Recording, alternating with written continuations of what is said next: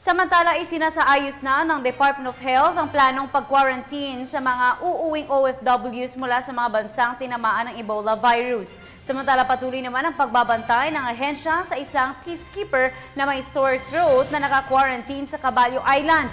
Yan ang tinutukan ni Joseph Parafina. Ilang araw mula ngayon ay babalik na sa Caballo Island ng isang peacekeeper na nagkamalaria.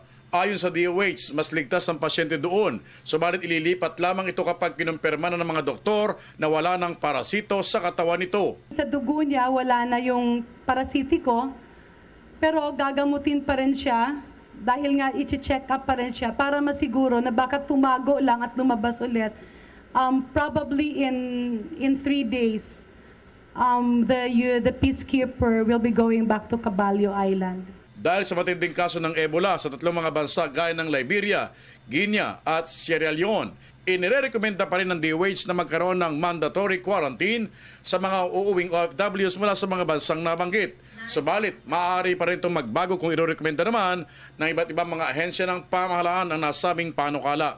The plans is to quarantine our OFWs.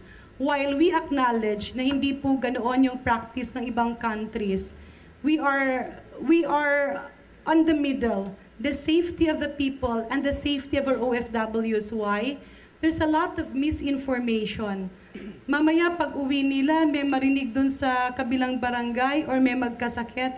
It's the safety on both sides. Sa ngayon, matamang binabantayan ng kagawaran ng kalusugan ang kaso ng isang peacekeeper na may sore throat at posibleng dalhin lamang ito sa RITM kung sakaling magkakalagnat para masuring mabuti ng mga manggagamot. Para sa Telebisyon ng Bayan, Joseph Parafina.